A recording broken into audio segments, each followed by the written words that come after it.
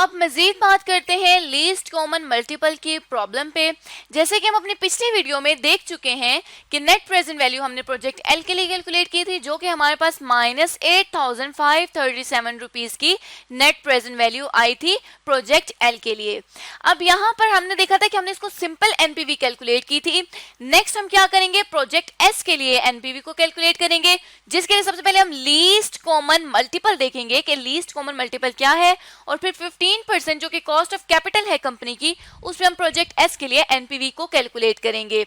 तो यहाँ पे हम सबसे पहले क्या करेंगे कि प्रोजेक्ट एस के लिए भी सेम एनपीवी का वही टेबल बना लेंगे जो हमने प्रोजेक्ट एल के लिए बनाया था, जिसमें हमारे पास ईयर्स थे 1 2 3 4 5 6, और वैसे ही जो कैश फ्लोज थे तीनों सालों के प्रोजेक्ट एस के, वो हम लोग यहाँ पर लिख देंगे अपने फॉर्मेट में जिस तरह हमने प्रोजेक्ट एल के लिए लिखे थे। तो यहाँ पे क्या होगा कि हमारे पास जो कैश फ्लोज हैं वो लिखे जाएंगे, जो कि -10,000 ईयर 0 पर था, 5,250 रुपीज ईयर 1 पे था, 4,750 ईयर 2 और 4,500 रुपीज ईयर 3 में था। सिंपल क्या करेंगे कि प्रेजेंट वैल्यू फैक्टर को कैलकुलेट करेंगे, जिस तरह से हमने ऊपर प्रेजेंट वैल्यू फैक्टर कैलकुलेट किया था 15% पे 3 सालों के लिए। तो हम इस तरह कर सकते हैं कि हम यही वाला जो प्रेजेंट वैल्यू फैक्टर है 3 सालों का, इसको हम उठाकर नीचे अपने पास भी लिख सकते हैं, क्योंकि 3 सालों का जो प्रेजेंट वैल्यू फैक्टर है वो तो चेंज नहीं होगा।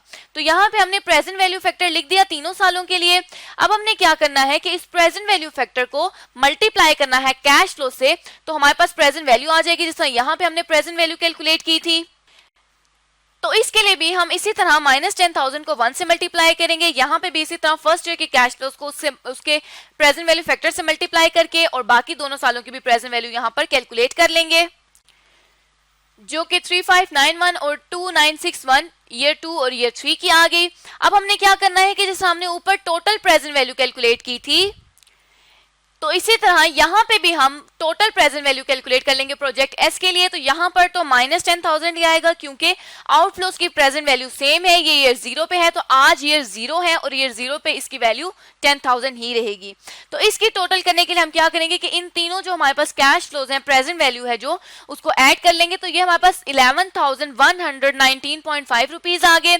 अब इसके लिए हम क्या करेंगे कि नेट प्रेजेंट वैल्यू को कैलकुलेट करेंगे, और नेट प्रेजेंट वैल्यू के लिए हमने क्या कहा था कि हम लोग इनफ्लो में से आउटफ्लो को लेस करेंगे। तो उसके लिए हम क्या करेंगे कि यहाँ पर नेट प्रेजेंट वैल्यू को कैलकुलेट कर लेंगे, present value of cash inflows, जो कि 11,119.5 रुपीज की थी, ये हमने लिख दी, उसमें से माइनस कर दिया 10,000। तो ये हमारे पास जो नेट प्रेजेंट वैल्यू आ जाएगी वो आ जाएगी 1,119.5 रुपीज। अब ये तो हमने एक नेट प्रेजेंट वैल्यू कैलकुलेट कर ली। अब इसकी बेसिस पे हम अपने प्रोजेक्ट को नहीं कॉस्ट जो है वो हम अपने प्रोजेक्ट को अप्रेज नहीं कर सकते, क्योंकि एक जो प्रोजेक्ट है उसकी लाइफ 6 इयर्स है, और दूसरा ये जो हमारे पास प्रोजेक्ट एस है इसकी लाइफ 3 इयर्स है। तो लाइफ स्पैन का डिफरेंस नहीं होना चाहिए कभी भी इसकी अप्रेजल के लिए। तो अब हम क्या करेंगे कि बाकी के हमने कहा था कि लीस्ट कॉमन मल्टीपल लेकर इसको हम रिवाइज करेंगे, इसको लीस्ट कॉमन मल्टीपल पे लेकर जाएंगे। तो यहाँ पे हम देख सकते हैं कि 3 इयर्स है और 6 तक इजीली जा सकता है। जब 3 को 2 से मल्टीप्लाई किया तो 6 आ गया। तो हमें इसके लिए कोई भी लीस्ट कॉमन मल्टीपल की जरूरत नहीं है, क्योंकि 3 इयर्स का है ये, और 3 को जब डबल करेंगे, जब इसको दोबारा रिवाइज करेंगे तो वो 6 बन जाएगा। तो ये दोनों जो प्रोजेक्ट्स हैं इनकी लाइफ बराबर हो जाएगी। तो अब यहाँ पे क्या करना है कि हमारे पास जो लीस्ट कॉमन मल्टीपल आ रहा है वो 3 × 2 करके 6 इयर्स का आ रहा है। अब हमने 6 इयर्स पे प्रोजेक्ट एस को लेके जाना है और इवैल्यूएट करना है। उसके लिए हम क्या करेंगे कि अगेन इसी तरह से कैश फ्लोज को लिखेंगे। अब कैश फ्लोज हम किस तरह से लिखेंगे कि जो अब हमने कैश फ्लोज नेक्स्ट एनपीवी के लिए स्टार्ट कर रहे हैं, ये हमने जो निकाली इसको हम एनपीवी 1 कह देते हैं, और इसी तरह से नेक्स्ट अब इसे हम कैश फ्लोज लिखेंगे। लेकिन अब ये वाले जो कैश फ्लोज हैं यही सेम कैश फ्लोज ईयर 3 से स्टार्ट होंगे। ईयर 3 को हम कंसीडर करेंगे कि ये हमारे पास ईयर 0 है, और उस पे हम -10,000 लिखेंगे। ईयर 4 पे हमारे पास आगे से कैश फ्लोज आने शुरू हो गए, क्योंकि बाकी जो मजीद हमने 3 सालों में इजाफा किया, तो ये जो कैश फ्लोज आएंगे ये 3 सालों पे आएंगे। तो ईयर 3 पे जो आउटफ्लो हम शो करेंगे, जिससे हमने ईयर 0 पे आउटफ्लो को शो किया था। तो अब हमने ये कैश फ्लोज निकाल दिया। अब इनकी भी हमने क्या करनी है, इसके लिए भी हमने प्रेजेंट वैल्यू फैक्टर एट 15% निकालने हैं। तो अब यहाँ पर जो प्रेजेंट वैल्यू फैक्टर फैक्टर आएगा वो थर्ड ईयर के लिए आएगा, और प्रेजेंट वैल्यू फैक्टर हम यहां से भी उठा सकते हैं बाकी सालों के लिए।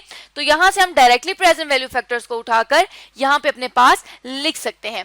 तो ये हमारे पास प्रेजेंट वैल्यू फैक्टर आ गए, जो कि ईयर 3 के लिए आ गया -0.658। इसी तरह 4, 5, 6 के लिए हमने प्रेजेंट वैल्यू फैक्टर्स को कैलकुलेट कर लिया। अब इसी तरह से कैश फ्लोज को जब प्रेजेंट वैल्यू फैक्टर से मल्टीप्लाई करेंगे तो ये हमारे पास टोटल प्रेजेंट वैल्यू आ जाएगी। अब हमने टोटल प्रेजेंट वैल्यू इन्हीं 3 सालों की जो लास्ट में है उनकी हमने निकालनी है।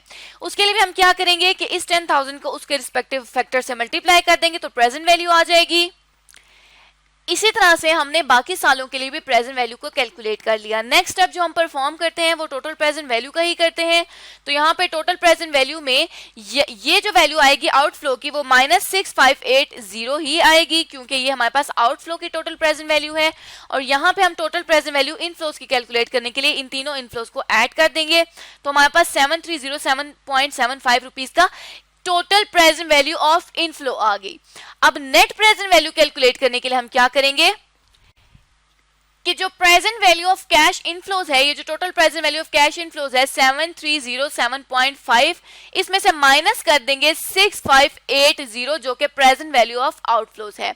तो यहाँ पे जब हम इसमें से -6580 करेंगे तो ये हमारे पास जो नेट प्रेजेंट वैल्यू आ जाएगी वो सेकेंड प्रोजेक्ट से रिलेटेड आ जाएगी 727.75 रुपीज की, और इसको हम कह देंगे कि ये हमारी NPV 2 है। अब इसके लिए हम क्या करेंगे कि ऐड करेंगे बोथ NPVs को, जो कि एक पहली NPV है NPV 1 और NPV 2। तो इन दोनों बोथ NPVs को ऐड करने के लिए हम यहाँ पे क्या करेंगे कि इस 1119.5 रुपीज में ऐड कर देंगे सेकेंड NPV को। तो ये हमारे पास टोटल NPV आ जाएगी अब इस प्रोजेक्ट की। अब ये जो NPV आई है ये लीस्ट कॉमन मल्टीपल के थ्रू आई है, तो हमारे पास जो हमारा सेकेंड ऑप्शन बन गया वो ये वाला ऑप्शन बन गया, जो कि लीस्ट कॉमन मल्टीपल के साथ NPV हमने बोथ प्रोजेक्ट्स की कैलकुलेट कर ली। अब यहाँ पे हमने बोथ प्रोजेक्ट्स की NPV को जो कि 6 सालों पे है, आप देख सकते हैं कि अब दोनों जो प्रोजेक्ट्स हैं वो बराबर हो गए हैं कि ये वाला प्रोजेक्ट भी 6 सालों पे है और जो हमने ऊपर प्रोजेक्ट कैलकुलेट किया था वो भी 6 सालों पे है। तो यहाँ पे हम देख सकते हैं कि जो एक नेट प्रेजेंट वैल्यू हमारे पास कैलकुलेट होके आई है प्रोजेक्ट L की, वो आई है -8537, और यहाँ पे जो नेट प्रेजेंट वैल्यू आई है वो आई है 1847.25 रुपीज। तो इसका क्या मतलब है कि NPV के एक्सेप्शन और रिजेक्शन रूल क्या है कि जहां पे हमें ज्यादा पॉजिटिव NPV मिलेगी या जहां पे हमें कम से कम नेगेटिव NPV मिलेगी वहां पे हमने उस प्रोजेक्ट को एक्सेप्ट करना है। तो यहाँ पे हम देख सकते हैं कि एक पॉजिटिव NPV आ रही है और यहाँ पे नेगेटिव NPV आ रही है। तो ऑर्गेनाइजेशन अल्टीमेटली क्या डिसीजन लेगी कि ऑर्गेनाइजेशन एक्सेप्ट करेगी अपने प्रोजेक्ट S को, जो कि हमने सेकंड पे कैलकुलेट किया है।